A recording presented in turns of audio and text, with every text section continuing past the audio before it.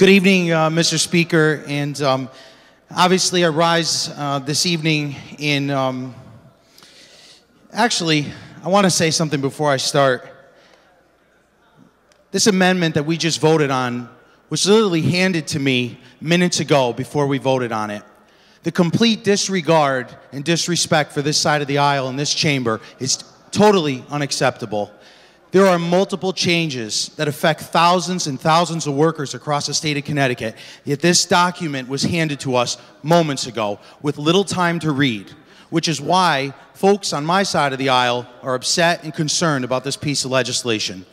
With that, I have some opening remarks and many questions for the proponent of the bill. Obviously, I rise in strong opposition to this bill as written.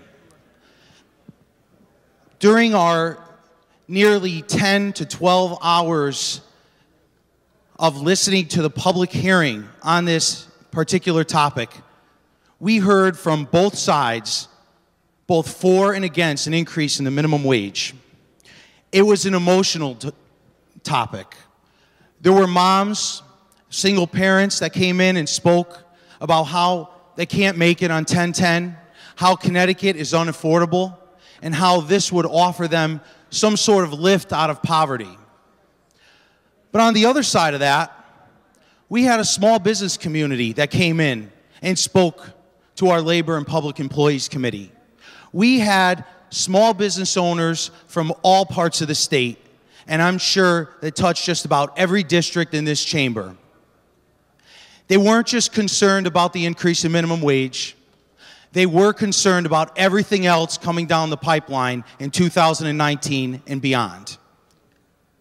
We heard about a small grocery owner who owns a few stores, who was kind enough to bring us in some food because we were there at midnight, and how he said, and how I know him because he's a constituent of mine, that he doesn't live a lavish lifestyle, that just a small increase in the minimum wage would cost him hundreds of thousands of dollars per year in payroll.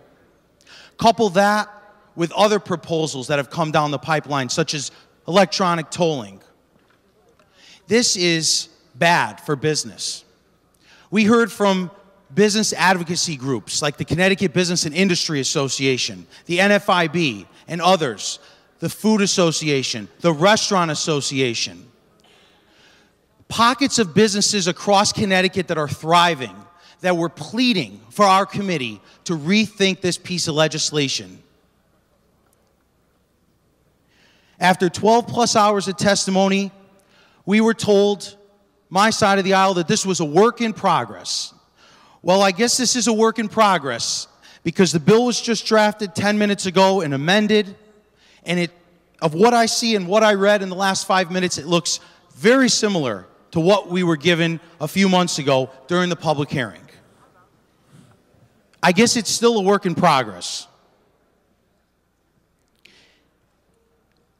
We are trying, as a legislature, to make Connecticut a great place to live, work, and raise a family. You know, it's not just our side that speaks about that. It's a bipartisan effort. We've passed a lot of bills with bipartisan support in here to send a message to business owners that we are open for business. But this bill, as amended, does not do that. It doesn't even get us close. We need to send a message to the job creators in Connecticut that we are on their side. That if they're telling us we can't afford this, we need to actually take it seriously and not just brush it by. There was a lot of debate that night about what a living wage is in Connecticut. And you know, I struggle with this too because I'm trying to figure out for myself, and I don't know if anyone knows it in this room, what the actual living wage is in Connecticut. But I am going to say confidently that the living wage is far above $15 an hour. We pay the highest taxes in the state. It's the most expensive state to open up a business, the most expensive state to live in. We pay a gas tax. We pay a state income tax. We are going to be paying tolls pretty soon. Now we're going to be paying more money to go to the grocery market to buy goods because the employer is going to have to pay more money to his employees that are working there. So I'm concerned about what type of message that we are sending these folks across Connecticut, job creators, small business owners. It isn't the large corporations, folks, we're talking about here. It's the small businesses that employ 5, 10, 15 people that are going to be hurt by this piece of legislation.